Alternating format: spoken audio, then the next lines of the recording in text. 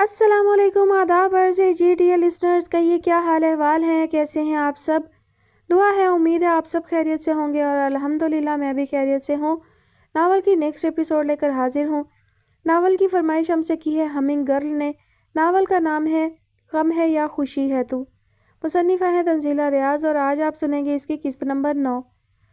सरमीन, तूबा ने कितनी प्यारी शर्ट पहनी हुई थी ना, मैडम तहमीना ने बेटी को मुखातिब करके पूछा था। उसने मोबाइल से नज़रें हटाकर उनकी जानिब देखा। जी अच्छी थी, उसने सरसरी से अंदाज में कहा था। मैडम तहमीना को उसका अंदाज अच्छा ना लगा। वो अच्छा कपड़ा पहनने की बेहद शौकीन थी। हर तरह का फ़ैशन अपनी उम्र और जिसामत का लिहाज किए बिना करती थी और इस मुतल्लिक गुफ्तगू में भी नहायत दिलचस्पी रखती थी। सरमीन ने उनसे ये आदत विरसे में ली थी। परसों नाज के बेटे की सालगिरह में भी बहुत प्यारी मैक्सी पहनी हुई थी उसने। मैंने पूछा था कहाँ से ली, लेकिन बताया नहीं उसने। एक तो छुपा छुपा के रखने की आदत बिल्कुल अपनी माँ से ली है इन लड़कियों ने। मजाल है कभी कोई चीज़ बता दे कि कहाँ से या कितने में ख़रीदी। वो बुरा सा मुंह बनाकर बोली। सरमीन सोफ़े पर ज़रा ठीक होकर बैठते हुए उनकी जानिब देखने लगी। सरमीन के ब्रेकअप को 1.5 साल होने को आया था और अब तो वो काफ़ी संभल चुकी थी।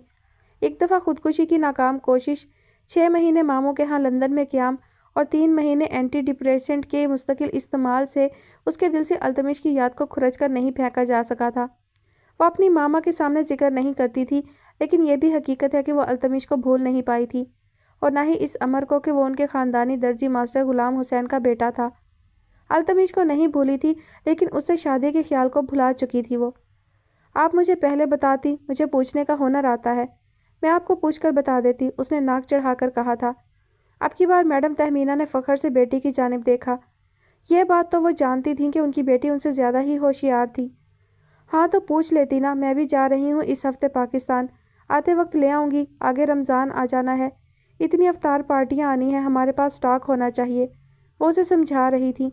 दुबई में उनके ख़ानदान के बहुत से अफराद थे और मुकाबलाबाजी खूब अरूज पर रहती थी। बात तो आप ठीक कह रही हैं, रोज़ों में तो वाकई बहुत ज़्यादा ईस्टर्न कपड़ों की ज़रूरत पड़ती है। फिर ईद के 3 दिन भी तो ऐसे ही कपड़े चाहिए होते हैं। मैं तो थक गई हूँ जीन्स के साथ शर्ट्स पहन पहन कर। पूछती हूँ तूबा आपी से। उनको ही नहीं, ज़रमीन को भी अच्छा पहनने ओढ़ने का बेहद शौक़ था। उसने उसी वक्त तूबा को व्हाट्सएप मैसेज किया था और पहले तो उसके ज़ौक़ की, उसकी नज़ाकत और ख़ूबसूरती की और फिर उसके लिबास की बेपनाह तारीफ़ की थी और उसके बाद उससे दरियाफ़्त किया था कि उसने अपनी शर्ट्स कहाँ से ख़रीदी हैं। ये नया डिज़ाइनर है, बहुत अच्छा स्टॉक है इनके पास। अभी नए लोग हैं लेकिन ऑर्डर पर काम करते हैं और काम बहुत ज़बरदस्त है। कराची बेस्ड हैं, ग्लोबली शिपिंग करते हैं। तुम आओगे तो कॉन्टैक्ट नंबर दूंगी तुम्हें। उसने भी फ़ौरन जवाब दे दिया था। कोई ऑनलाइन लिंक नहीं है आपके पास? उसने दूसरा मैसेज भेजा था। उस मैसेज का जवाब तूबा ने कुछ तवक्कुफ़ के बाद दिया था। नहीं, मेरे पास सेल नंबर ही है। उनका फ़ेसबुक पेज भी बना हुआ है, लेकिन व्हाट्सएप ग्रुप भी है। तुम्हें नंबर दूंगी ना, तुम खुद देख लेना, तुम्हें अच्छे लगेंगे डिज़ाइन। तूबा ने अभी भी नंबर नहीं दिया था। हालांकि एक ही क्लिक से अगर मैसेज जा सकता था तो नंबर भी जा ही सकता था, लेकिन ज़रमीन समझ गई थी कि वो इतनी आसानी से नंबर नहीं देगी। उन सब कज़न्स का एक मसला था, कोई भी आसानी से अपनी चीज़ें शेयर करने पर तैयार नहीं होता था और बिलखसूस कपड़ों जूतों के मामले में तो वो सभी बला की मोहताज थीं। एक दूसरे को बताती भी नहीं थी और अपनी चीज़ें दिखा दिखा कर जलाती भी बहुत थीं। मैंने कहा था ना कि नहीं बताएगी, मैडम तहमीना ने कहा था। ज़रमीन ने नाक से मक्खी उड़ाने वाले अंदाज में उन्हें देखा। नहीं तो ना सही, इतने डिज़ाइनर्स आ गए हैं मार्केट में, इनको मिल गया है कोई तो हमें ना मिलेगा क्या? आप सर्च कर लें, लातादाद लोग मिल जाएंगे। वो लापरवाही से बोली थी। रमज़ान से पहले कोई इंतज़ाम हो जाता तो अच्छा था। यहाँ तो इंडियन माल भरा पड़ा है और फिर महंगा भी बहुत है। वक्त के वक्त ख़रीदेंगे तो मज़ीद महंगा पड़ेगा, मैडम तहमीना ने अपने मखसूस अंदाज में कहा था। सरमीन ने सर हिलाया था। ख़ानदान भर में इस किस्म की बातों पर सख्त कशमकश रहती थी। इसके बाद काफ़ी दिन गुजर गए। एक दिन वो टीवी पर रात के वक्त बैठी कोई पुरानी मूवी देख रही थी। मैडम तहमीना भी साथ ही बैठी हुई थी जब तूबा ने मैसेज किया, ज़री मॉर्निंग शो लगा कर देखो। वो जिन डिज़ाइनर की बात मैं कर रही थी ना, अल मेहराब, वो टीवी पर आया हुआ है। अपना नया स्टॉक और ईद उल ज़ुहा की कलेक्शन शो केस कर रहा है। ड्रेसेस तो बाद में देखना, पहले बंदा देखो। क्या ज़बरदस्त पर्सनैलिटी है, बड़ा डैशिंग है और दुबई में भी एग्जीबिशन करने वाले हैं अगले महीने। उसके मैसेज को देखने के बाद ज़रमीन ने मैडम तहमीना की जानिब देखा था। मामा, तूबा बता रही है कि वो डिज़ाइनर जिसका एड्रेस उसने हमें नहीं दिया था ना, वो टीवी पर आ रहा है, अपनी नई कलेक्शन दिखा रहा है।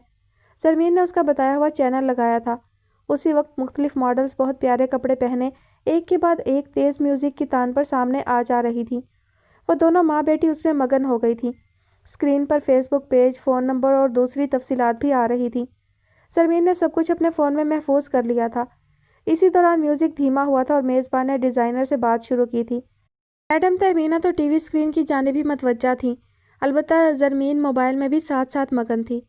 ڈیزائنر آپ کتنا سوہنا ہے، میڈم تہمینہ نے اسکرین کی جانب دیکھتے ہوئے کہا تھا۔ زرمین کو کسی کی وجاہت سے کوئی سروکار نہیں تھا۔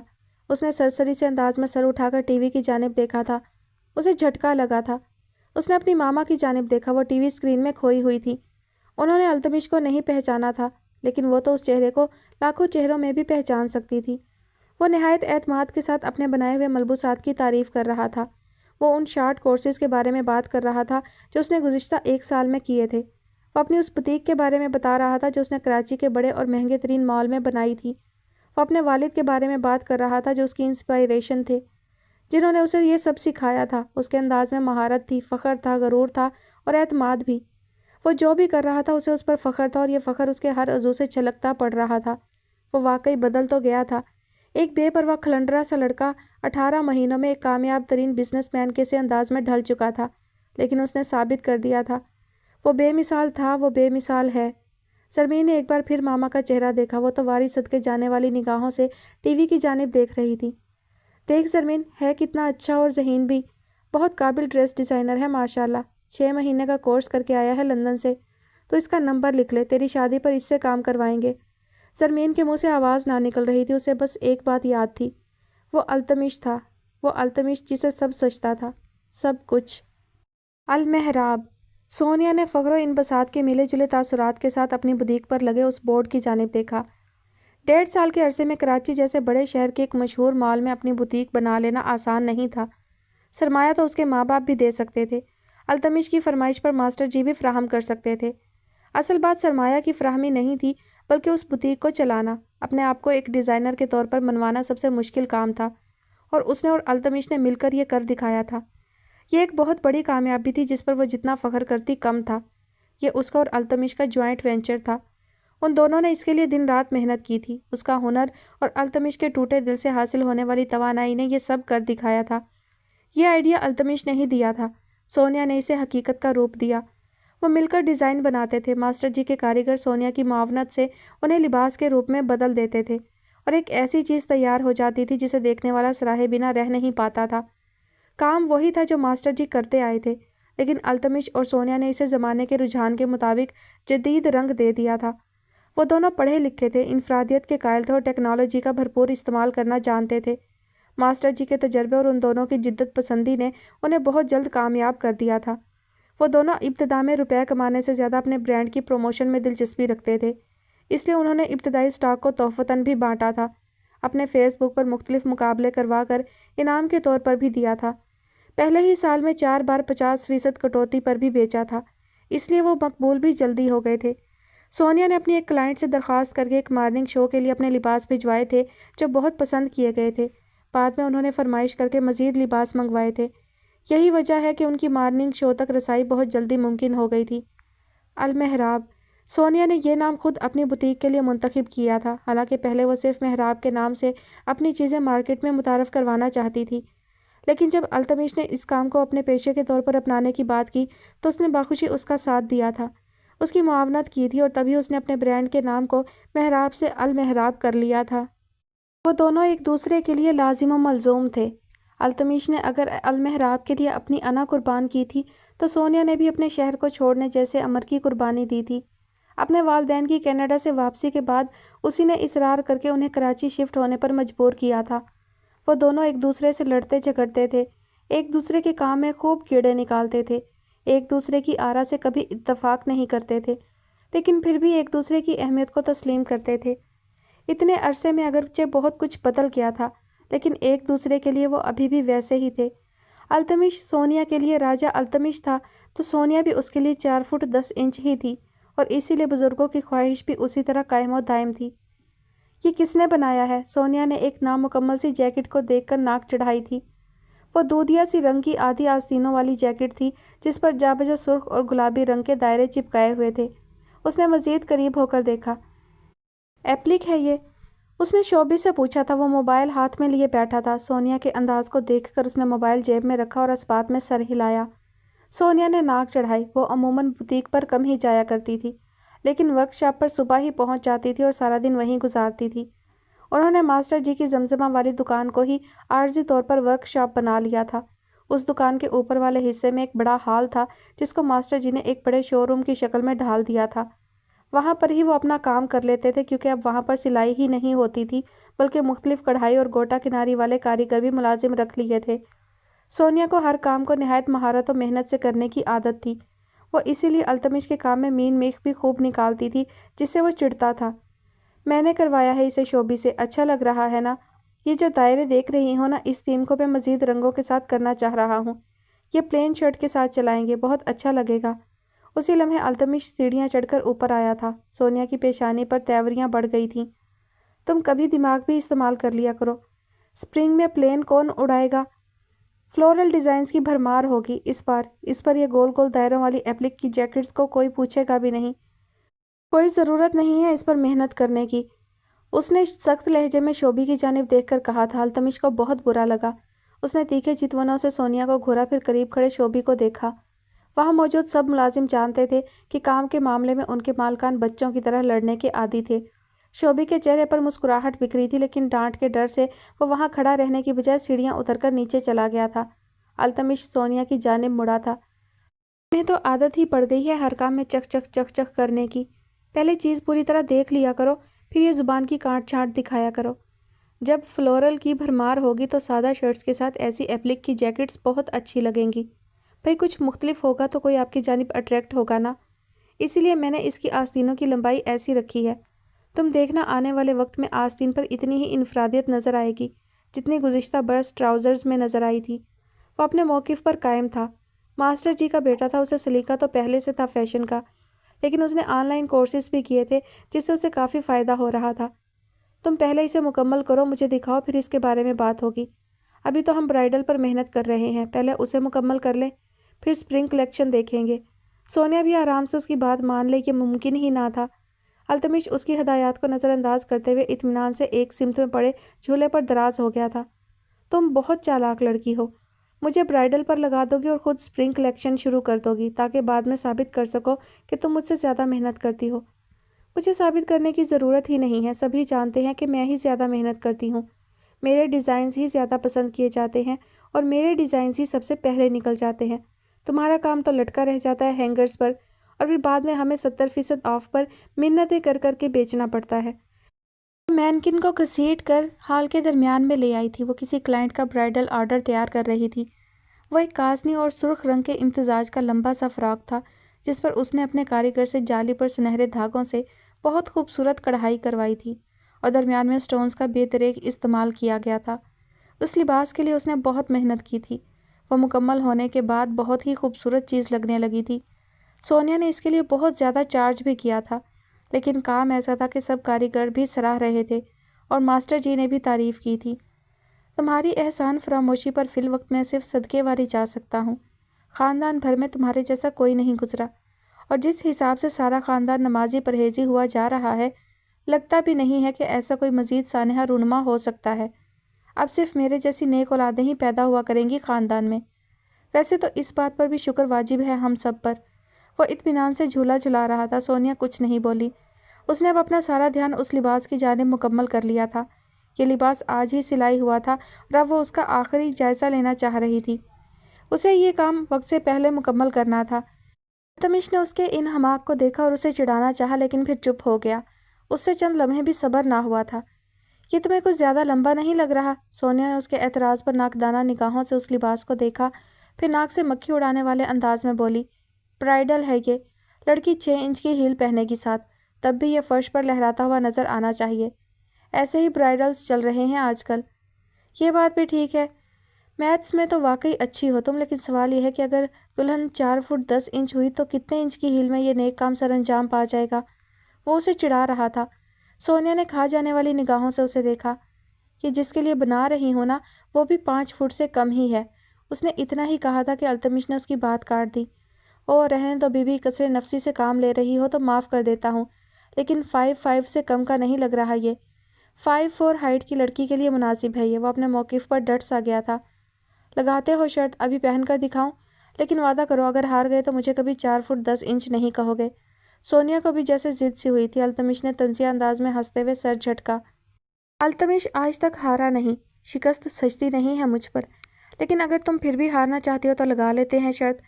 بات مذاق میں شروع ہوئی تھی، لیکن ہمیشہ کی طرح وہ دونوں ہنستے ہنستے ضد میں آ گئے تھے۔ 20 منٹ گزرے تھے۔ سونیا وہ فراق زیب تن کر کے آ گئی تھی۔ وہ بے حد خوبصورت لباس تھا۔ کوئی عام سے نقوش والی لڑکی بھی پہنتی تو دیکھنے والے کی آنکھیں چندھیا سی جاتی، لیکن یہ تو سونیا تھی۔ بکھرے الجھے بالوں کے صبح سے بنائے گئے جوڑے اور بنا میک اپ والے چہرے کے ساتھ بھی وہ لباس جیسے اس کے وجود پر روشنی بن کر بکھر گیا تھا، کیونکہ اس کے انداز میں وہ اعتماد تھا جو کسی کو بھی چت کر سکتا تھا۔ التمش نے اس کی جانب دیکھا تھا اور مبہوت سا رہ گیا تھا۔ یہ واقعی لباس ہی کی خوبصورتی تھی، لیکن سحر سا طاری ہو گیا تھا۔ سونیا نے دیوار گیر آئینے میں اپنے آپ کو دیکھا اور پھر اسی آئینے میں نظر آتے التمش کے عکس کو دیکھا تھا۔ اس کی نگاہوں میں پسندیدگی تھی، ستائش تھی۔ سونیا کو یہ ستائش اچھی لگی۔ اس نے گھوم کر التمش کو موقع دیا تھا کہ وہ جی بھر کر اس لباس کو اور اسے دیکھ لے۔ یہ پہلی بار ہوا تھا کہ اس کا دل چاہا تھا کہ التمش دل کھول کر اسے سراہے۔ اسے خود اپنی کیفیت پر حیرت ہوئی، اور اسے اس بات پر بھی حیرت ہوئی کہ اسے یہ کیفیت بری نہیں لگ رہی تھی۔ اسے التمش کی نگاہوں میں چھپی ستائش بری نہیں لگ رہی تھی۔ وہ اس کی جانب مڑی تھی۔ میں نے کہا تھا نا ہار جاؤ گے، وہ مسکراتے ہوئے جتا رہی تھی۔ التمش مسکرایا، پھر سر ہلایا۔ اتنی حسین شکست کس کم بخت پر نہیں سجے گی، میں تو پھر التمش ہوں۔ وہ ہنس رہا تھا۔ اسی دوران دکان کی سیڑھیاں چڑھ کر کوئی ہال میں داخل ہوا تھا۔ سونیا کی سمت اسی راستے کی جانب تھی، لیکن التمش چونکہ اس کی جانب دیکھ رہا تھا اس لیے اس نے آنے والے کو دیوار گیر آئینے میں دیکھا تھا۔ تم زرمین؟ وہ ٹھٹک کر پلٹا تھا۔ اس کی آواز میں حیرت ہی نہیں جوش بھی تھا۔ سونیا اور اس کا طلسم پھر کر کے اڑنچھو ہو گیا تھا۔ کیا واقعی؟ مہناز بیگم نے حیران ہو کر ماسٹر جی کی جانب دیکھا تھا۔ وہ خاموش ہی رہے، مگر چہرے کے تاثرات سے سب واضح ہو رہا تھا۔ یہ ایک ایسا موضوع تھا کہ وہ بول کر بھی پچھتاتے تھے اور نہ بول کر بھی خوار ہوتے تھے۔ مہناز بیگم کے چہرے کے تاثرات خوفناک ہو چکے تھے۔ اس کی ہمت کیسے ہوئی دوبارہ یہ بات کرنے کی، اور اپنے جوتا کیوں نہ اتار لیا پاؤں سے؟ 2 لگانی تھی سر پر، سارا ہوش ٹھکانے آ جاتا۔ پہلے تھوڑی بے عزتی کروائی تھی ہماری، جو اب ایک بار پھر تماشا لگوانا چاہتے ہیں موصوف۔ وہ تو ہتھے سے ہی اکھڑ گئی تھی، اور ماسٹر جی کو امید بھی یہی تھی۔ التمش نے جب انہیں یہ بتایا تھا کہ زرمین واپس آ گئی ہے اور میڈم تہمینہ نے اس بار خود اسے فون کر کے گھر والوں سمیت کھانے پر بلایا ہے، تبھی وہ سمجھ گئے تھے کہ اب اگلا مرحلہ بہت مشکل ہونے والا ہے۔ لیکن وہ بھی کیا کرتے؟ ایک طرف جوان اولاد تھی تو دوسری جانب من چاہا جیون ساتھی۔ وہ کسے مایوس کرتے اور کسے سرخرو ٹھہراتے؟ آپ کو کچھ احساس بھی ہے کہ یہ کتنی بری بات ہے؟ اور وہ بچی جو آپ کے بیٹے کی خاطر سب کچھ چھوڑ چھاڑ یہاں آ گئی ہے، اپنے ماں باپ کو ضد کر کے مجبور کیا ہے کہ وہ اس شہر میں پھر سے بسیرا کر لیں، اسے بھول گئے ہیں آپ؟ اور پھر بہن کو کیا جواب دیں گے ماسٹر جی؟ آپ اتنے ناسمجھ کیوں ہو جاتے ہیں؟ وہ دانت چبا چبا کر بول رہی تھی۔ ماسٹر جی نے اپنے کھچڑی بالوں میں ہاتھ پھیرا، پھر گہری سانس بھر کر بولے، میں تو بس آپ دونوں کے درمیان گھن چکر بن کر رہ گیا ہوں بی بی۔ ایک طرف آپ کا لاڈلا بیٹا ہے تو دوسری جانب آپ خود ہیں۔ میں کس کی سنوں اور کس کی نظر انداز کروں؟ وہ چڑھ کر کہہ رہے تھے۔ آپ مجھے ہی نظر انداز کریں بس ماسٹر جی، میں لگتی کون ہوں آپ کی؟ التمش کے آگے آپ کو نظر آیا ہے کبھی کوئی؟ وہ سخت ناراض تھیں۔ انہیں یہ بات ہضم ہی نہ ہو رہی تھی کہ التمش ایک بار پھر اس لڑکی کی باتوں میں آ کر میڈم تہمینہ جیسی خاتون کے ہاتھوں ہونے والی بے عزتی کو بھول بھال چکا تھا۔ آپ تحمل سے میری بات سن لیا کریں، میرا کتنا وقت بچ جائے، لیکن آپ ایک دم جذباتی ہو جاتی ہیں۔ مہناز بیگم نے ایک بار پھر ماسٹر جی کی بات کاٹ دی۔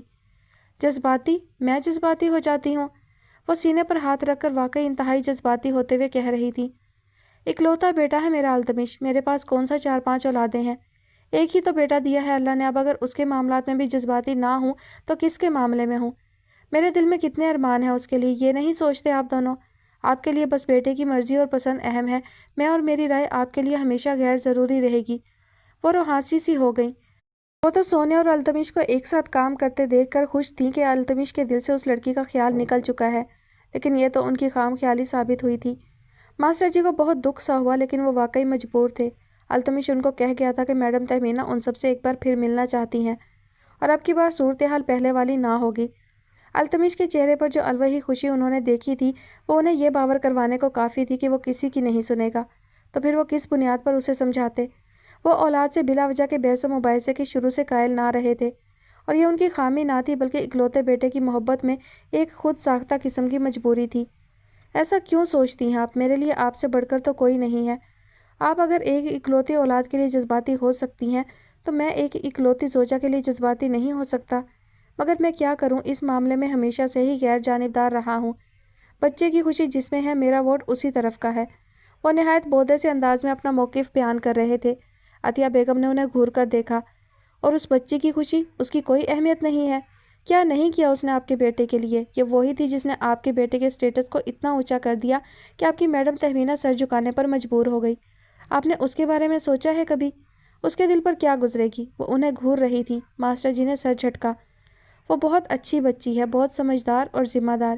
یہ اس کا احسان ہے کہ اس نے ہمارے بیٹے کو ذرے سے ماہتاب کر دیا ہے، اس کے لاؤبالی پن کو انتہائی ذمہ داری میں بدل دیا ہے۔ لیکن یہ صرف احسان ہے، احسان۔ آپ اسے سستی محبت والی اینک لگا کر کیوں دیکھتی رہتی ہیں؟ آپ کیوں نہیں سمجھتی کہ اسے آپ کے بیٹے میں اس سے زیادہ دلچسپی نہیں ہے؟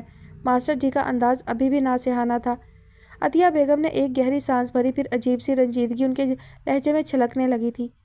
آپ کیوں نہیں سمجھتے ماسٹر جی؟ وہ آپ پر زور دیتے ہوئے بولی تھی۔ سونیا کی آنکھوں میں التمش کے لیے محبت دیکھی ہے میں نے۔ آپ نے غور نہیں کیا، بچی کچھ دنوں سے مرجھائی مرجھائی پھرتی ہے۔ اچھا مان لیتی ہوں یہ احسان ہی صحیح، لیکن عورت کبھی بلا وجہ مرد پر احسان نہیں کرتی ماسٹر جی۔ وہ جب بھی مرد پر احسان کرتی ہے اس کے پیچھے یہ مجانی کمبخت محبت ہی ہوا کرتی ہے۔ ماسٹر جی یہ بات سن کر دنگ رہ گئے تھے۔ ان کا دل چاہا وہ ایک دم سے انکار کر دیں، لیکن وہ نہیں کر پائے تھے، کیونکہ یہ بات بحیثیت ایک مرد وہ کبھی نہیں سمجھ سکتے تھے۔ مہناز بیگم غلط تو نہیں کہہ رہی تھیں؟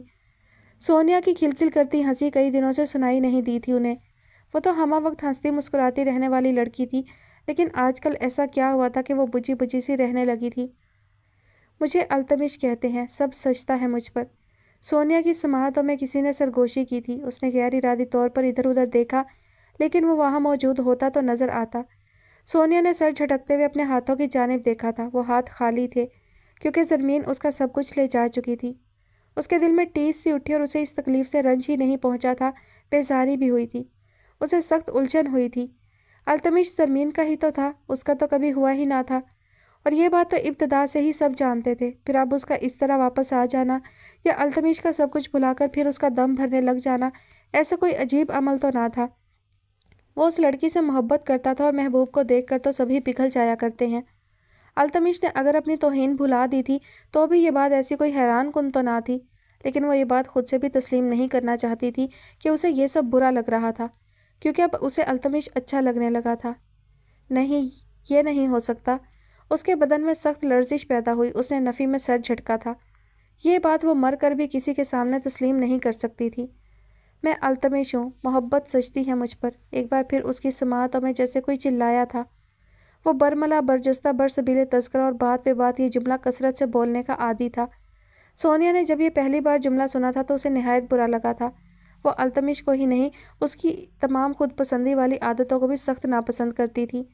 لیکن دھیرے دھیرے اسے اندازہ ہو گیا تھا کہ التمش کو سوچے سمجھے بنا بس عادتاً ایسا کہنے کی عادت تھی۔ یہ بات بھی سچ تھی کہ وہ خود پسند تھا۔ اسے اپنی ذات کو سراہتے چلے جانا اچھا لگتا تھا۔ یہی وجہ تھی کہ سونیا کو وہ شروع سے ہی پسند نہیں تھا۔ بزرگوں کے درمیان ان کے رشتے کی بات کے تذکرے نے اس ناپسندیدگی کو کم کرنے کی بجائے مزید بڑھا دیا تھا۔ پھر سونیا پر آشکار ہوا تھا کہ وہی اسے ناپسند نہیں کرتی تھی، بلکہ التمش بھی اس سے خار کھاتا تھا۔ یہاں تک تو سب ٹھیک تھا، لیکن پھر جانے کیسے سب کچھ بدلتا چلا گیا۔ وہ ان کے گھر میں آئی، پھر جان بوجھ کر اس کے قریب آئی۔ وہ دوست بن گئے اور آہستہ آہستہ بزنس پارٹنر بھی۔ یہ بھی قبول تھا اسے، لیکن وہ اسے اچھا لگنے لگ گیا تھا۔ اتنا اچھا کہ وہ اس کے دور جانے کے خیال سے تکلیف میں مبتلا ہو گئی تھی۔ اتنا اچھا کہ زرمین کی واپسی نے اسے ہلا کر رکھ دیا تھا۔ اتنا اچھا کہ اس کے اس عمل نے سونیا کی ہنسی کو کملا کر رکھ دیا تھا۔ زرمین کی واپسی اسے اچھی نہ لگ رہی تھی، اور یہ سب قبول نہ تھا اسے۔ وہ محبت کی تو قائل ہی نہ رہی تھی۔ میں نے کہا تھا نا، محبت سجتی ہے مجھ پر۔ وہ جیسے دور کہیں کھڑا اب چڑھا رہا تھا اسے۔ سونیا نے چونک کر ادھر ادھر دیکھا، لیکن وہ کہیں نہیں تھا، اور اس بات کا سونیا کو اتنا دکھ تھا کہ اس سے کوئی کام بھی نہیں ہو پا رہا تھا۔ اسے اپنی کیفیت خود بھی سمجھ میں نہیں آتی تھی۔ یہ سب تو ہونا ہی تھا، سونیا نے ایک بار پھر تعصب سے سوچا۔ زرمین کو واپس آئے چند دن ہی تو ہوئے تھے اور سب کچھ پہلے جیسا ہو گیا تھا۔ जिक्सा पजल का हर टुकड़ा जो अल्तमिश के एक दर्जी का बेटा होने की वजह से उलट पलट हो गया था, उसके ड्रेस डिज़ाइनर हो जाने के बाद वापस अपनी दुरुस्त पोजीशन पर आ गया था। अब तस्वीर बिल्कुल वाज़ेह थी, मुकम्मल और ख़ूबसूरत भी। लेकिन कोई चीज़ अपनी जगह से हिल गई थी, तो वो सोनिया उर्फ मेहराब का दिल था। अल्तमिश आज बाकायदा एक बार फिर ज़रमीन के वालिदैन से मिलने गया था, और अब की बार वो सिर्फ ज़रमीन की दावत पर नहीं गया था, बल्कि उसे मैडम तहमीना ने खुद बमा पूरे ख़ानदान के मदऊ किया था। उन्होंने उसके डिज़ाइंस की पजीराई को इतने खुले दिल से कबूल किया था कि अल्तमिश सब भूल भाल गया था, बल्कि वो बेहद खुश था। उसकी जैसे दिली मुराद भर आई थी, और सोनिया उसको बता पाई थी ना जता पाई थी कि अल्तमिश, तुम अपनी तौहीन को इतनी जल्दी कैसे भूल सकते हो? ऐसे मत करो, मुझे तुम्हारी इस हरकत से तकलीफ़ हो रही है, बेहद तकलीफ़। ये बात तो वो ख़ुद को भी बता नहीं पा रही थी, तो अल्तमिश को बताना तो दूर की बात थी। वो सब आज मैडम तहमीना के यहाँ मदऊ थे। ये अच्छा नहीं हुआ, ये नहीं होना चाहिए था। वो ख़ुद को बार बार यही समझाती रहती थी, लेकिन उसके हाथ से सब कुछ बर्फ़ की तरह पिघल कर बह गया था। मगर दुनिया को अपने ज़ख्म दिखाने से क्या हासिल हो जाता? उसे झूठी हमदर्दियों से चिढ़ थी। वो अपनी जगह से उठी थी। दिल टूट जाया करते हैं, लेकिन अज़म सलामत रहने चाहिए। उसने खुद अपने ही सामने अपनी पसंदीदा नसीहत को दोहराया था। तुम खुश हो अल्तमिश? ज़रमीन ने उसकी जानिब देखते हुए सवाल किया था। नहीं, इसमें खुश होने वाली बात ही क्या है, उसने नीम संजीदा से अंदाज में कहा था। ज़रमीन ने ज़्यादा ध्यान ना दिया। उसके लिए इतना ही काफ़ी था कि वो खुश थी। उसकी मम्मी ने इतना अच्छा डिनर दिया था। अल्तमिश के एजाज़ और उसके ताया और फुप्पो की फैमिलीज़ भी मदऊ थीं। बज़ाहिर ये एक आम सा डिनर था जो लोग ताल्लुकात बढ़ाने के लिए दिया करते हैं, लेकिन अल्तमिश का तारुफ जिस खसूसी अंदाज में करवाया गया था, वो सारे रिश्तेदारों को बावर करवाने को काफ़ी था कि दाल में कुछ काला ज़रूर है। तुम कुछ भी कहो, लेकिन मैं बहुत खुश हूँ। मेरी सब कज़न्स तुम्हें देखकर हैरान ही हो गई हैं। इतने मशहूर डिज़ाइनर से मेरी वाबस्तगी उन्हें हज़म ही नहीं हो रही, वो पुरजोश से अंदाज में कह रही थी। अल्तमिश को उसके चेहरे पर बिखरे रंग अच्छे लगे थे। एक आसूदगी से उसके अंदर उतर आई। ये एक बहुत खूबसूरत एहसास था। हम जिसे चाहते हैं उसे हमेशा खुश देखना चाहते हैं। उसे ज़रमीन के चेहरे पर फैला इत्मीनान और सुकून बेहद भला लग रहा था, और उसकी इत्मीनान और सुकून में उसे वो चेहरा याद आया जिसकी मुस्कुराहट उसे हमेशा अपने लिए किसी लकी चार्म से कम ना लगी थी। सोनिया नहीं आई? उसने खुद से सवाल किया था, क्योंकि उसकी अम्मी, मास्टर जी और फुप्पो और फूफा जी तो मौजूद थे। ज़रमीन ने उसका चेहरा देखा। उसने इस्तफसार नहीं किया था, लेकिन अल्तमिश के चेहरे पर जो ज़रा सी उलझन चमकी थी, उससे एक बड़ा सा सवालिया निशान खुद ब खुद ज़रमीन के चेहरे पर सज गया था। मैंने सोनिया को नहीं देखा, वो नहीं आई? अल्तमिश ने अब आवाज़ बुलंद सवाल किया था। ज़रमीन ने सर झटका। नहीं आई तो ना सही, उसकी मर्ज़ी, उसके लिए इतना अहम नहीं था। अरे ख्वामखा ना सही, उसे यहाँ आना चाहिए था। अलमेहराब की इतनी पजीराई उसी की बदौलत तो मुमकिन हुई है। ठहरो, मैं उसे कॉल करता हूँ। ये कहकर उसने इंतज़ार नहीं किया था, बल्कि फ़ोन मिलाने लगा था। कई बार की मुसलसल कोशिश के बावजूद सोनिया ने फ़ोन नहीं उठाया था, और यह बात अल्तमिश के लिए बहुत हैरान कुन थी। वो कभी फ़ोन कॉल्स को इग्नोर नहीं करती थी, क्योंकि वो बरमला कहती थी, मेरा तो सारा बिजनेस ही फ़ोन कॉल्स का मोहताज है। क्या हुआ? ज़रमीन ने पूछा था। वो फ़ोन नहीं उठा रही। अल्तमिश के लहजे में अभी भी बेयकीनी थी। ज़रमीन के चेहरे पर फातिहाना सी मुस्कुराहट चमक उठी थी। वो उठाएगी भी नहीं, क्योंकि वो जल भुन गई है। उसने इतना ही कहा था कि अल्तमिश ने उसकी बात के मफहूम को समझे बिना तरदीदी अंदाज में गर्दन हिलाई थी। अरे नहीं भाई, वो नहीं जल सकती। वो जलाकर खाक कर देने वालों में से है। तुमने समझा क्या है उसे? वो तो उन लोगों में से है जो बुझते चिरागों पर फूंक मार दें तो वो भी जिंदा हो उठें। वो अपनी मुट्ठी में रोशनी लेकर चलती है कि जहाँ तारीकी पाए वहीं उजाला कर दे। उसकी मुस्कुराहट से उम्मीद फूटती है, और जो वो कहीं हंस दे तो रास्ता भूलने वाले को रास्ता याद आ जाए। वो ज़िंदगी में हारने वालों के साथ तब तक खड़ी रहती है जब तक वो जीतने नहीं लग जाते। वो मेहराब है, यानी सोनिया, मन चाही। वो नहीं जल सकती। तुमने बारिश को जलते देखा है कभी? अल्तमिश के लहजे में वही मान और भरोसा था जो एक अच्छे दोस्त को दूसरे दोस्त पर होता है। उसके हर लफ्ज़ में वो एहतराम था जो किसी भी मौत पर दोस्त के लिए किसी दूसरे दोस्त के लहजे में हो सकता है। लेकिन ज़रमीन पहली बार खुद जल उठी थी, 4 फुट 10 इंच से। वो देखो, आ गई मेरी पुच्छल पैरी। अल्तमिश ने एकदम ही उस तरफ देखा था। वो हंसती मुस्कुराती खिलखिलाती सी अंदर दाखिल हो रही थी। सारे वजूद से वही पुरएतमाद सी रोशनी फूट रही थी जो सामने नज़र आने वाले हर शख्स को ताज़ा दम कर दे। वही इनफरादियत, वही तवानाई जिसे मेहराब उर्फ सोनिया कीमती करार देती थी, एक लम्हे में हर तरफ छाने लगी थी। दिल टूट जाया करते हैं, लेकिन इश्तिहार लगाने का फ़ायदा। सो दिल तो टूटा था, लेकिन अज़्म सलामत था। एक बार फिर प्यारे दोस्तों, यहाँ अगर मामला मेरे हाथ से भी जैसे फिसलता हुआ महसूस होने लगा था। जो हो रहा था अच्छा नहीं हो रहा था। ये सब नहीं होना चाहिए था। मैंने इस सब की तवक्का नहीं की थी। मैं अगर अपने बेटे की खुशी में खुश था तो बेटी जैसी भांजी भी मुझे बहुत अजीज़ थी।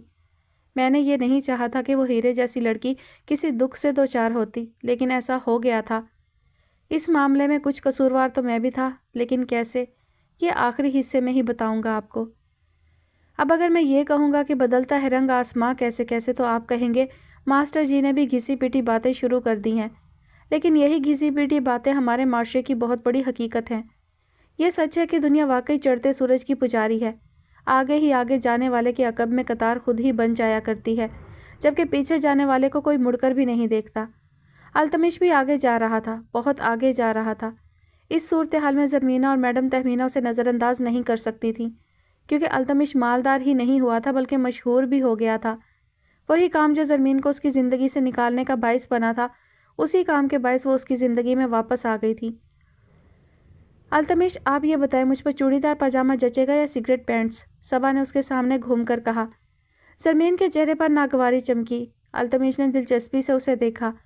उसका फिगर अच्छा था, नौ उम्री का एक अल्हड़पन भी था। वो खिलखिला भी रही थी और अल्तमिश के सामने कमर पर हाथ रखे अपना आप दिखा भी रही थी। तुम इतनी सरोकद हो कि तुम्हें तो सब कुछ जचेगा, लेकिन सिगरेट पैंट्स फैशन में है। शार्ट शर्ट के साथ अच्छी लगती है तो वही बना लो। अल्तमिश ने उसे देखते हुए मशवरा दिया था। सबा ने ताईदी अंदाज में सर हिलाया। वो ज़रमीन के ताया अब्बू की बेटी और तूबा की सबसे छोटी बहन थी। वो इसी साल फर्स्ट ईयर में आई थी। इसके वजूद पर नौ उम्री का एक शहर तो था ही, लेकिन गुज़िश्ता कुछ महीनों में उसने खूब कदकाठ निकाला था। ये वही सबा जो पहले बच्ची की तरह ट्रीट की जाती थी, अब एक खूबसूरत दोशीदा के सरापे में ढल गई थी। उसकी बातें अभी बचकाना तर्ज की ही थीं, लेकिन देखने में वो बड़ी बड़ी सी लगने लगी थी। सारे ख़ानदान में यह तस्करा चल रहा था कि सबा खूबसूरती में ख़ानदान की सब लड़कियों को पीछे छोड़ गई है। ज़रमीन इस बात से कतई मुत्तफिक नहीं थी और अपने अलावा उसे ख़ानदान तो ख़ानदान, पूरी दुनिया में ही कोई खूबसूरत ना लगता था। उसे सबा की अदा और सवाल दोनों ही सख्त जहर लगे। ये क्या बकवास है? तुम लोग कब मैनर्स सीखोगे? जब भी अल्तमिश से मिलते हो ऐसी ही बातें करने लगते हो। मैं कैसी लग रही हूँ, मुझ पर क्या सूट करेगा, मैं कैसे कपड़े बनाऊँ? अगर इतना ही शौक़ है फ़ैशन का तो बुटीक पर जाओ ना, घर में क्यों दुकान खोल लेते हैं सब? उसने अपनी नागवारी मख्फी ना रखी थी। चंद मिनट पहले उसकी दूर की एक कज़न ने कुछ इसी तरह का सवाल अल्तमिश से किया था और अल्तमिश ने भी मुफस्सिल जवाब देकर उन्हें मुतमईन करने में कोई कसर ना छोड़ी थी। उसे पहले ही इस बात पर गुस्सा आया हुआ था। सबा के इस्तफसार ने उसे मज़ीद ताव दिला दिया। अल्तमिश ने उसे चुप रहने का इशारा किया था, जिससे वो मज़ीद चिढ़ गई। और अल्तमिश, तुम भी ये मुफ्त मशवरे देने वाला शादी दफ्तर बंद कर दो प्लीज़। ये लोग तो बाज आने वाली नहीं हैं, तुम क्यों अपना नुकसान करते हो? इन सब को इतना ही शौक़ है तो बतौर क्लाइंट तुम्हारी बुटीक पर जाए ना। वो साबका अंदाज में बोली थी, जो अल्तमिश को बिल्कुल अच्छा ना लगा। वो आज ज़रमीन के साथ उसके ताया के घर आया हुआ था। ताया अब्बू और ताई अम्मी की शादी की सालगिरह थी और उन्होंने बतौर ख़ास अल्तमिश को मदऊ किया था, जिसका मतलब ये था कि उसे अब ख़ानदान में मतवक्का दामाद समझते हुए इज़्ज़त और तकरीम दी जाने लगी थी। इसीलिए उसने ज़रमीन को कोई सख्त जवाब ना दिया था, मगर उसे ज़रमीन का अंदाज़ बुरा लगा। ज़रमीन की सब कज़न्स अल्तमिश को काफ़ी पसंद करती थीं, लेकिन ये बात अब ज़रमीन को नागवार गुजरने लगी थी। यह उनकी ख़ानदानी आदत थी। वह सब फैशन की दिलदादा और लातादाद कपड़े बनाने की शौकीन थी। हर मुलाकात, व्हाट्सएप पैगामात और फ़ोन पर की जाने वाली बातों में 90% ज़ेर बहस लाया जाने वाला मवाद कपड़ों, उनके डिज़ाइंस और डिज़ाइनर के गिर्द ही घूमता रहता था। ऐसी सूरत हाल में अल्तमिश से मिलने के बाद सभी उसे घेर कर खड़ी हो जाती थी और गुफ्तगू फैशन से लेकर बस मलबूसात के गिर्द घूमती रहती थी। अल्तमिश भी उनकी गुफ्तगू में मुकम्मल दिलचस्पी लेता था, उन्हें मशवरे देता था और उन्हें समझाता था कि उन्हें अपने कद काट के मुताबिक कैसे लिबास मुंतखब करने चाहिए। अल्तमिश को तो ये सब बुरा नहीं लगता था, बल्कि ऐसे तमाम मौक़ों पर वो गर्दन अकड़ा कर और सर उठाकर कुछ तंज़े और कुछ फ़ख्रिया अंदाज में मैडम तहमीना की जानिब ज़रूर देखता था, मगर ज़रमीन की बर्दाश्त जवाब देने लगी थी। अच्छा छोड़ें कपड़ों की बातें, ये बताएं आपको ज़रमीन की कौन सी बात सबसे ज़्यादा अच्छी लगती है? मुझे तो इनकी हाइट बहुत इम्प्रेसिव लगती है। काश मैं भी इतनी लंबी हो जाऊं, सबा ने बचगाना अंदाज में कहा था। ज़रमीन उसके तारीफ़ पर भी ज़्यादा खुश नहीं हुई थी। अरे तुम तो पहले ही काफ़ी लंबी हो, मज़ीद लंबी होकर क्या करोगी?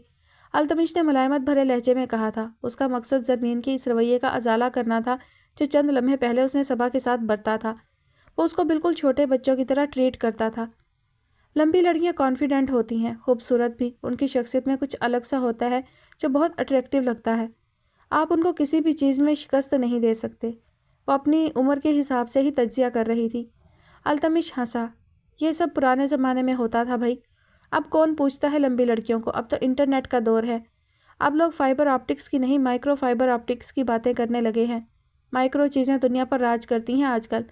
میں تو خود ایک مائکرو وومن کی وجہ سے یہاں پہنچا ہوں۔ وہ ہنستے ہوئے صبا کو تسلی دے رہا تھا، لیکن یہ بات بھی زرمین کو بری لگ گئی۔ ظاہر ہے تم تو یہی کہو گے، کیونکہ دنیا پر ہی نہیں تمہارے حواسوں پر بھی مائکرو چیزیں کچھ زیادہ ہی راج کرنے لگی ہیں۔ ظاہر ہے 4 فٹ 10 انچ کے ساتھ 3 سال گزارے ہیں تم نے، اثر تو ہونا ہی تھا۔ التمش نے یکدم مڑ کر مکمل توجہ کے ساتھ اسے دیکھا۔ اسے یہ ذکر یہاں اچھا لگا تھا اور نہ ہی اس کا مقصد سمجھ میں آیا تھا۔ وہ چند لمحے خاموشی سے دیکھتا ہی رہا۔ اس کی آنکھوں میں ایسا کچھ تھا کہ زرمین خائف ہوئی۔ التمش نے منہ سے کچھ نہیں کہا تھا، لیکن جتا ضرور دیا تھا کہ اسے یہ بات اچھی نہیں لگی۔ زرمین اس کے انداز پر مزید آگ بگولا ہو گئی تھی، مگر چپ ہو گئی۔ وہ یہ بات بھولی تو نہیں تھی، لیکن اس کا التمش سے مزید بحث کرنے کا ارادہ بھی نہیں تھا۔ مگر جب معمول کے مطابق التمش نے اسے رات کو کال کی اور یہی بات دہرا دی تو وہ اپنا غصہ چھپا نہیں پائی تھی۔ تم بہت ان فرینڈلی اور روڈ سی ہوتی جا رہی ہو زرمین۔ زرمین پہلے ہی خفا تھی، اس کے الزام پر مزید خفا ہو گئی۔ اپنے رویے پر غور کیا ہے کبھی؟ عجیب نظر باز سے ہو گئے ہو، جہاں دل چاہتا ہے منہ اٹھا کر اپنا لنڈا بازار کھول لیتے ہو۔ وہ خود کو یہ کہنے سے روک نہیں پائی تھی۔ التمش ابھی اس حملے سے ہی نہ سنبھلا تھا کہ وہ مزید بولی۔ جب دیکھو جسے دیکھو تم یہی باتیں کرتے رہتے ہو، کبھی پاجامے غرارے ڈسکس کر رہے ہوتے اور کبھی کرتے ساڑیاں۔ تمہیں عجیب نہیں لگتا؟ اس کے لہجے میں جو کرختگی تھی وہ التمش کو فون پر بھی صاف دکھائی دی۔ یہ عجیب کام میرا کاروبار ہے، میں رزق کماتا ہوں اس سے، اور میں خود نہیں کھولتا اپنی دکان۔ تمہاری سب کزنز اور آنٹیاں ہی مجھے گھیر کر کھڑی ہو جاتی ہیں، اور میں بھی صرف تمہاری وجہ سے بیچ چوراہے میں ان سے یہ سب باتیں ڈسکس کرتا ہوں۔ ورنہ میرا کیا دماغ خراب ہے کہ وہ سب باتیں جن کے لیے لوگ میری بوتیک پر آنے کے لیے ہفتوں پہلے کال کر کے ٹائم لیتے ہیں اور اچھے خاصے روپے دیتے ہیں، وہی باتیں مفت میں کرتا پھروں۔ تمہیں اتنا ہی اعتراض ہے تو بول دو نا اپنی سب آنٹیوں کو کہ وہ نہ کیا کرے مجھ سے یہ سب باتیں۔ وہ بے حد ناراض ہوا تھا۔ زرمین بھی بات ماننے کے موڈ میں نہیں تھی۔ اسے غصہ تو اس بات کا زیادہ تھا کہ التمش نے سونیا کی حمایت میں پورا ایک جملہ کیوں بولا تھا، مگر اس متعلق مزید بات کرتے ہوئے اس کی انا پر حرف آتا تھا تو غصہ وہ اس طرف نکالنے لگ گئی تھی۔ ان کو تو میں منع کر ہی دوں گی، لیکن تم بھی ہر ایک کے لباس کو اوپر سے نیچے دیکھتے ہوئے یہ سمجھانا بند کر دو کہ ان کے فگر پر اونچی قمیض جچے گی یا چھوٹی، ان کا فگر غرارے والا ہے یا لہنگے والا۔ جس سے بھی ملتے ہو اس کے لباس کی فکر میں گھلنے لگتے ہو تم۔ اس کی آواز میں تلخی سی گھل گئی تھی اور انداز ایسا تھا کہ التمش کو لگا وہ اس کے کردار پر حملہ کر رہی ہے۔ کیا بکواس ہے؟ تمہارا مطلب ہے میں اتنا ہی ویلا ہوں کہ لوگوں کے لباس کو اوپر سے نیچے تک دیکھتا رہتا ہوں؟ اتنا نظر باز اور فلرٹ نہیں ہوں میں، تم نے سمجھا کیا ہے مجھے؟ وہ گررا کر بولا تھا۔ اس کی بلند آواز سے زرمین کو بھی اپنے ناروا رویے کا احساس ہوا تھا۔ میری بات سنو التمش، یہ وقت ان باتوں کے کرنے کا نہیں ہے، تم میرا موقف سمجھ ہی نہیں رہے ہو۔ میں تمہارے کردار میں کیڑے نہیں نکال رہی، میں تمہیں کچھ اور سمجھانا چاہ رہی ہوں۔ کل ملیں گے نا تو میں تفصیل سے سمجھاؤں گی، اس نے کہا۔ جی نہیں، کوئی ضرورت نہیں ہے مجھے کچھ سمجھانے کی، تم خود کو سمجھاؤ یہ بات کہ التمش وہ کام کبھی نہیں کرتا جو اس پر سجدہ نہیں ہے۔ بائے، اس نے کہا اور ٹھک سے فون بند کر دیا تھا۔ المحراب، اس نے وزٹنگ کارڈ کو دائیں ہاتھ کے انگوٹھے اور انگلی کے درمیان پھنسا رکھا تھا اور کب سے بس اس کی جانب دیکھتے ہوئے کچھ سوچنے میں مگن تھی۔ 3 سال پہلے جب اس نے اپنے برانڈ کو محراب سے المحراب کیا تھا تو اسے محسوس بھی نہ ہوا تھا کہ یہ کوئی بہت بڑی یا اہم بات ہو سکتی ہے۔ اس وقت بس وہ التمش کی مدد کرنا چاہتی تھی اور اسے لگا تھا کہ اس میں اس کا بھی فائدہ ہے۔ گھر سے نکل کر کام کرنے میں جو خدشات اسے ساہیوال میں لاحق تھے وہ کراچی میں نہیں ہو سکتے تھے۔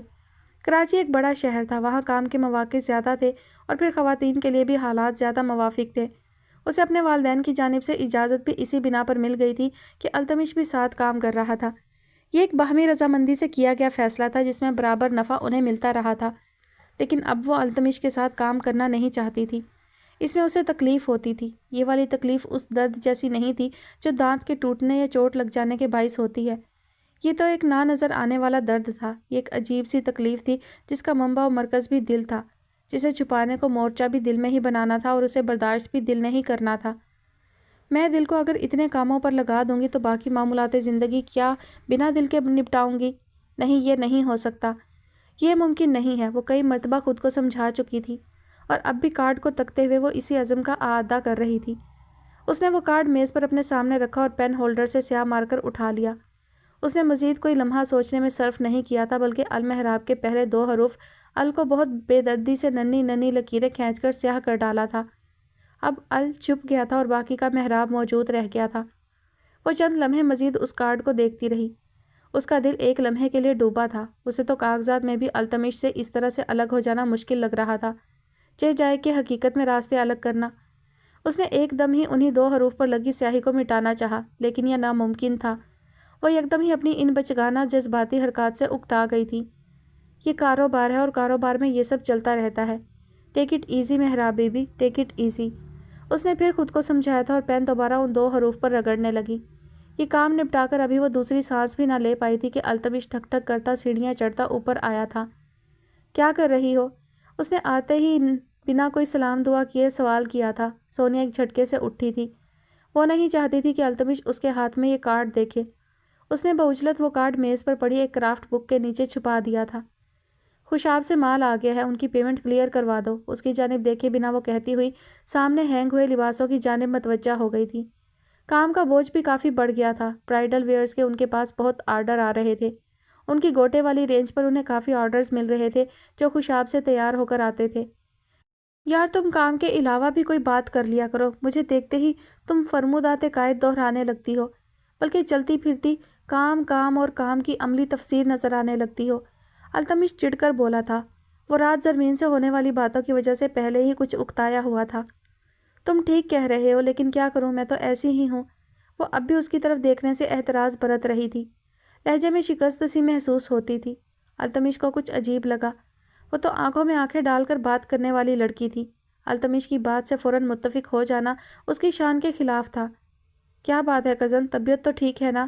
التمش نے بغور اس کی جانب دیکھا تھا۔ سونیا نے آئرن کے بنے سٹینڈ میں مزید اندر منہ گھسا لیا جہاں 4-5 بھاری بھاری ملبوسات ٹنگے تھے۔ مجھے کیا ہونا ہے، میں بالکل ٹھیک ہوں۔ پیمنٹ کر دی؟ اب کی بار وہ لہجے میں مصنوعی اکتاہٹ پیدا کر کے بولی تھی۔ وہ التمش سے کترا نہیں رہی تھی، لیکن وہ جب اس کے ساتھ بات کرتی تھی تو نہ چاہتے ہوئے لہجے میں سختی سی آ جاتی تھی۔ یہ ایک میکانیکی عمل تھا جو اس خفگی کے رد عمل میں پیدا ہو رہا تھا جو التمش کی وجہ سے اس کے دل میں پیدا ہو رہی تھی۔ التمش میڈم تہمینہ اور زرمین کے ہتک آمیز رویے کو اتنی جلدی کیسے بھول سکتا ہے؟ یہ وہ سوال تھا جو وہ خود سے جتنی بار پوچھتی تھی اتنی بار التمش سے خفگی بڑھتی جاتی تھی، جبکہ وہ نہیں چاہتی تھی کہ التمش کو اس خفگی کی بھنک بھی پڑے۔ ہاں بھائی، کر دی تھی پیمنٹ، کل ہی کر دی تھی۔ رات کو ہی تمہیں واٹس ایپ بھی کیا تھا لیکن تم نے دیکھا ہی نہیں۔ وہ اسی کرسی پر بیٹھ گیا تھا جہاں کچھ دیر پہلے سونیا بیٹھی تھی۔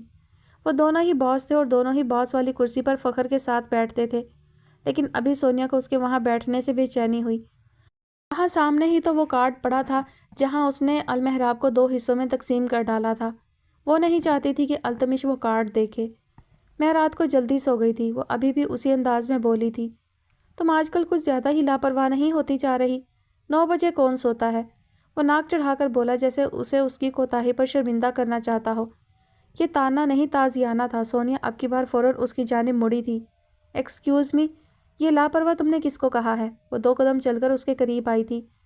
تمہیں ہی کہا ہے، کیونکہ تم ہی لاپرواہی برتنے لگی ہو۔ کہاں تو رات کے 2-2 بجے تک ہارڈ گلو اور بٹن لے کر بیٹھی رہتی تھی محترمہ، اور کہاں 9 بجے ہی آرام فرمانے چل دیتی ہیں۔ رات 9 بجے ہی فون بند کر کے سو جایا کرو گی تو چل گیا یہ کاروبار۔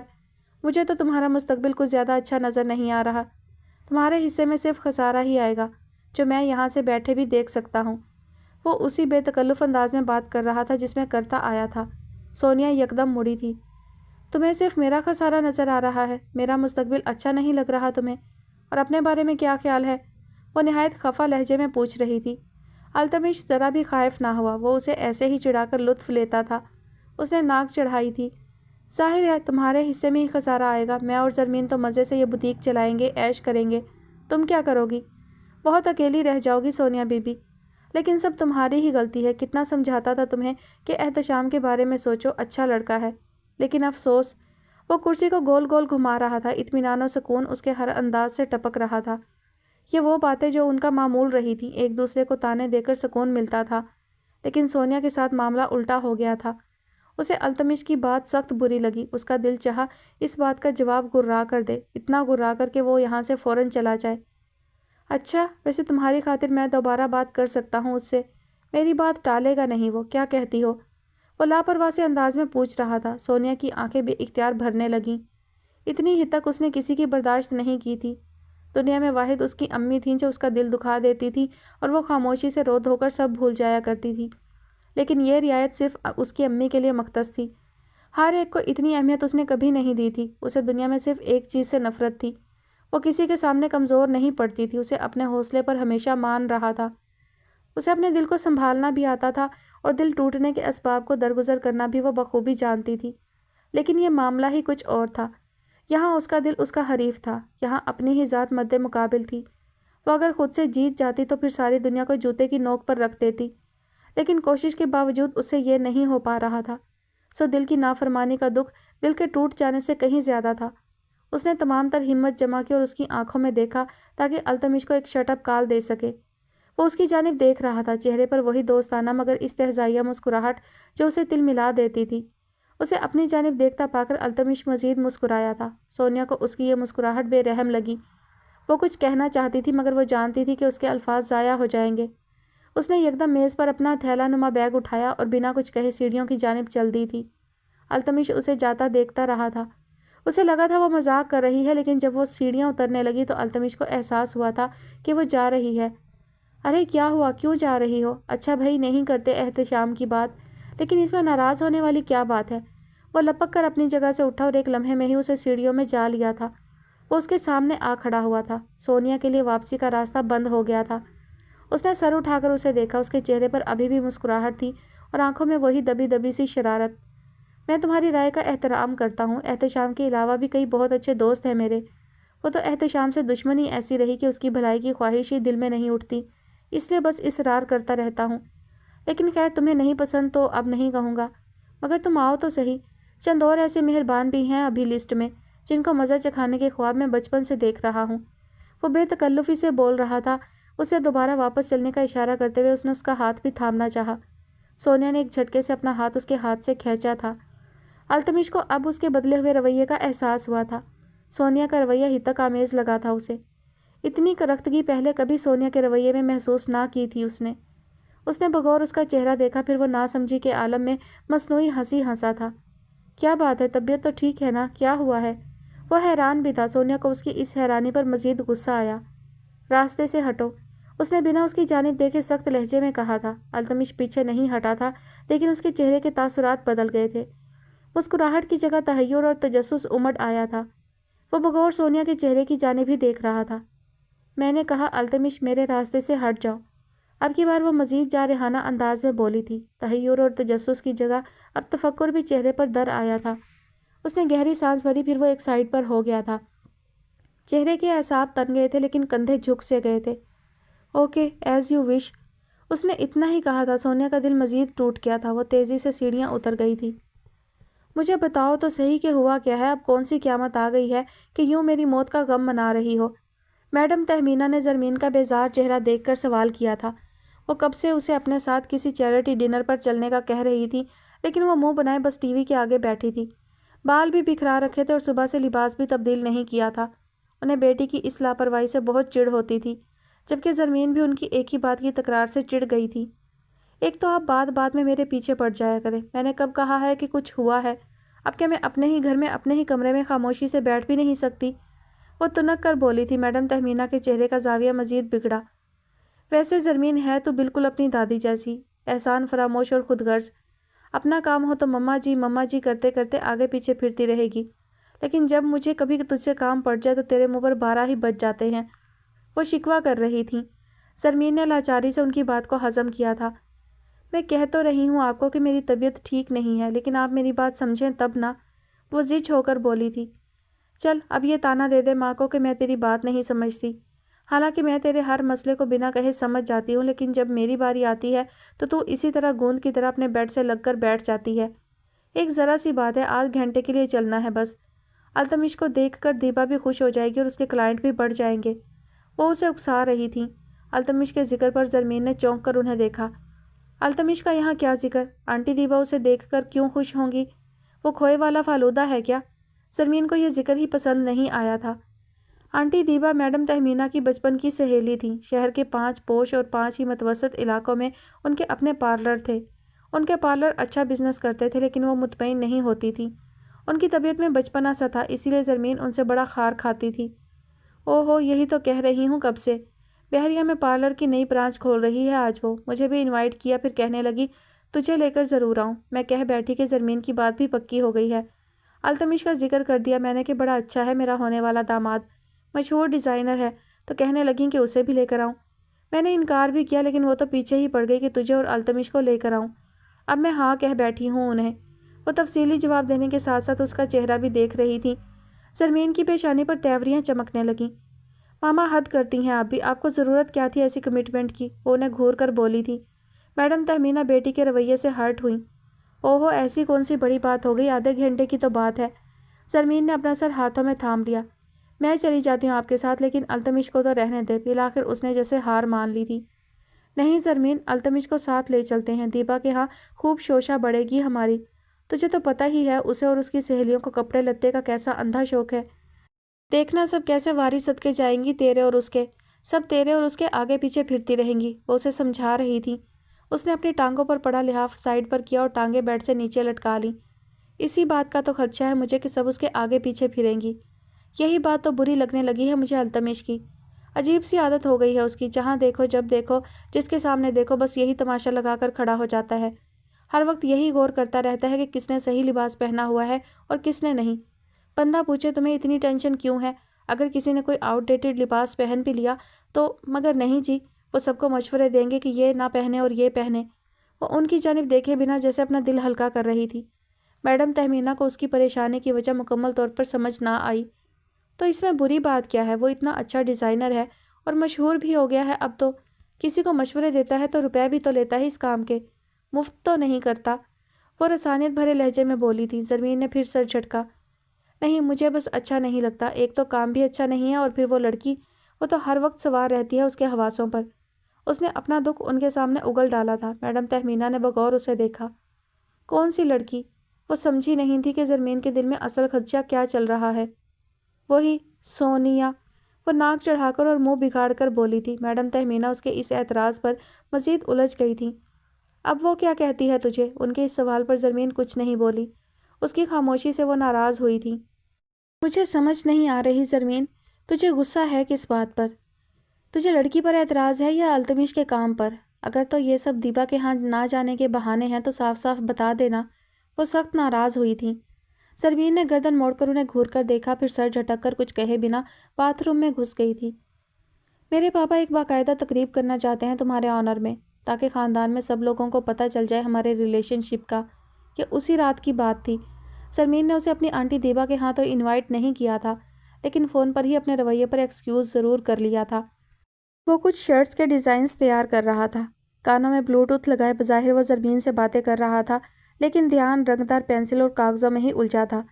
یہ ڈیزائن اس نے کچھ دن پہلے ہی رف سکیچز بنا کر سونیا سے ڈسکس کیے تھے۔ اسے وہ ڈیزائنز اچھے لگے تھے، لیکن وہ زبانی جمع خرچ والی باتوں میں آنے والی لڑکی نہیں تھی۔ تم پراپر لے آؤٹ وغیرہ بنا کر دکھاؤ گے تو مجھے زیادہ اچھے سے سمجھ میں آئے گی، اس نے کہا تھا، اور اس دن سے ہی التمش نے دوبارہ ان ڈیزائنز کو ہاتھ نہیں لگایا تھا۔ وہ ڈیڈ لائن سے پہلے کبھی اپنا کام مکمل نہیں کر پاتا تھا، جبکہ سونیا ان باتوں سے چڑھتی تھی۔ اب چونکہ اسے ایسے محسوس ہوا تھا کہ سونیا ناراض ہے، تو اس نے وہ ڈیزائن مکمل کرنے شروع کر دیے تھے۔ اسے لگا تھا کہ شاید سونیا اس کی کام چوری کی وجہ سے ناراض ہے، جس کا وہ طعنہ ہر وقت اسے دیتی تھی۔ ابھی کوئی کسر رہ گئی ہے لوگوں کو بتانے میں؟ سب کو پتہ چل تو چکا ہے۔ ہر دوسرے روز تو تمہارے ہاں پارٹی میں موجود ہوتا ہوں میں۔ وہ پینسل سے بنائی گئی شرٹس کے کٹس بنا رہا تھا۔ اسے ہر حال میں یہ کام آج ہی مکمل کرنا تھا۔ اس کا دھیان فون اور زرمین کی آواز سے زیادہ اپنے سامنے پڑی چیزوں میں تھا۔ پاپا چاہتے ہیں کہ باقاعدہ انگیجمنٹ وغیرہ کی جائے۔ وہ تمہیں اپنے بزنس سرکل میں انٹروڈیوس کروا دیں گے تو تمہیں فائدہ ہوگا نا۔ پاپا کے دبئی اور آسٹریلیا میں بہت کانٹیکٹس ہیں، وہ اسے سمجھانے والے انداز میں بتا رہی تھی۔ التمش نے چند لمحے کچھ سوچا، پھر کہنے لگا، آئیڈیا تو اچھا ہے، ہم پہلے بھی دبئی میں کلائنٹس کے لیے کام کر چکے ہیں، مگر بہت چھوٹے پیمانے پر۔ میں سونیا سے بات کروں گا اس متعلق۔ اس نے اتنا ہی کہا تھا کہ زرمین نے اس کی بات کاٹ دی۔ یہ سونیا درمیان میں کہاں سے آ گئی؟ بات میری اور تمہاری ہو رہی ہے اور تم نے بیچ میں 4 فٹ 10 انچ کا فاصلہ حائل کر دیا ہے۔ التمش ہنسا تھا، اسے لگا زرمین مذاق کر رہی ہے۔ ہاں، یہ فاصلہ تو ہمارے درمیان ہمیشہ ہی رہے گا مائی ڈیئر، مگر اس کے سامنے مت کہنا، وہ برا منا جائے گی۔ زرمین نے اسے بات مکمل کرنے نہیں دی تھی۔ میری بلا سے مناتی رہے برا، مجھے تو ویسے ہی بہت روڈ لگتی ہے وہ۔ اس کے لہجے میں ناگواری تھی۔ التمش نے اچنبے سے اس کا یہ جملہ ہضم کیا تھا۔ ارے یار ایسا کچھ نہیں ہے، وہ بہت سپر قسم کی لڑکی ہے۔ التمش وضاحت کرنا چاہ رہا تھا مگر زرمین کو اچھا نہیں لگ رہا تھا۔ تمہیں لگتی ہوگی سپر، مجھے تو بالکل پسند نہیں ہے، ٹھگنی بگنی سی۔ اور دوبارہ یہ مت کہنا کہ وہ ہمیشہ ہمارے درمیان موجود رہے گی۔ میں تو کسی کو برداشت نہیں کر سکتی تمہارے میرے درمیان میں، اور اس 4 فٹ 10 انچ کو تو بالکل بھی نہیں۔ زہر لگتی ہے مجھے۔ اس کا انداز اس قدر حقارت بھرا تھا کہ التمش کو معاملے کی سنجیدگی کا احساس ہوا۔ ایسا نہیں ہے یار، بہت کمال لڑکی ہے، تم اس سے ذرا بات کیا کرو، تبھی تمہیں اس کی خوبیوں کا اندازہ ہوگا۔ زرمین نے ایک بار پھر اس کی بات کاٹی اور اب اس کا لہجہ کرخت تھا۔ میں کیوں بات کروں گی اس سے؟ اور تم بھی پلیز یہ الیکشن کیمپین بند کر دو۔ تم اس کی تعریف میں زمین آسمان کے کلابے بھی ملا دو گے تو مجھے فرق نہیں پڑے گا۔ جو مجھے نہیں پسند بس پھر وہ نہیں پسند۔ زرمین نے بالآخر دل کی بات کہہ ڈالی تھی۔ اپنی ماما سے تفصیلی بات کرنے کے باوجود وہ اس موضوع پر مطمئن نہیں ہو پائی تھی۔ اسے واقعی التمش کے کام اور اس لڑکی سے بہت الجھن ہونے لگی تھی۔ اس نے فون کرنے سے پہلے سوچا تھا کہ وہ التمش سے کسی تیسرے شخص کی وجہ سے لڑائی نہیں کرے گی، لیکن سونیا کا ذکر اس کے منہ سے سنتے ہی وہ پھر آگ بگولا ہو گئی تھی۔ لیکن کیوں زرمین؟ التمش کچھ حیران ہوا تھا۔ اتنا حیران ہو کر یہ مت جتاؤ کہ میں کچھ انہونی بات کر رہی ہوں۔ یاد کرو التمش، یہ وہی لڑکی ہے جسے تم سخت ناپسند کرتے تھے۔ یہ وہی لڑکی ہے جسے تم عجیب عجیب ناموں سے پکارا کرتے تھے، اور اب تم حیران ہو کر پوچھ رہے ہو کیوں زرمین؟ اس کی آواز میں ناگواری اور تلخی ایک ساتھ سنائی دی تھی التمش کو۔ اس نے ہاتھ میں پکڑی سیاہ پینسل کو روک کر ذرا حیرانی سے اس انداز کو ہضم کیا تھا۔ یار وہ سب پرانی باتیں تھیں، تب میری اسے زیادہ بات چیت بھی نہیں تھی، میں اس کے متعلق زیادہ جانتا بھی نہیں تھا۔ زرمین نے اسے بات پوری کرنے کا موقع پھر نہیں دیا تھا۔ اور اب تم اس کے متعلق بہت زیادہ جانتے ہو، بلکہ ضرورت سے کچھ زیادہ ہی جانتے ہو۔ زرمین کے لہجے میں جو کرختگی اور طنز کی آمیزش تھی اس نے التمش کو غصہ دلا دیا تھا۔ تم کہنا کیا چاہتی ہو؟ صاف صاف کہو نا، وہ پینسل کو میز پر پٹکتے ہوئے پوچھ رہا تھا۔ زرمین کی آواز چند لمحے تک سنائی نہ دی۔ التمش نے بھی اس کے بولنے کا انتظار کیا تھا، مگر جب کوئی آواز سنائی نہ دی تو اس نے فون کی جانب دیکھا تھا۔ کال کٹ چکی تھی۔ یہ ایک ہی موضوع پر ان کی دوسری لڑائی تھی۔ یہ نیا ڈرامہ شروع ہو گیا ہے۔ التمش اس کے رویے سے الجھ سا گیا، اور عجیب بات یہ تھی کہ جب زرمین سونیا کو برا کہتی تھی تو اسے برا لگنے لگتا تھا۔ اس کی دلی خواہش تھی کہ زرمین اور سونیا اچھی دوست بن جائے۔ میری بیٹی کی طبیعت ٹھیک ہے؟ ابو نے اس کو بغور دیکھتے ہوئے سوال کیا تھا۔ وہ چونک کر مڑی، پھر دل ہی دل میں خود کو ٹوکتے ہوئے ان کی جانب متوجہ ہوئی۔ جی ابو بالکل فٹ، آپ بتائیں کیسی طبیعت ہے؟ وہ مصنوعی انداز میں کھل کر مسکرائی تھی۔ ابو کے چہرے پر جو تاثرات اور پھر مسکراہٹ چمکی اس نے سونیا کو کچھ خجل سا کر دیا۔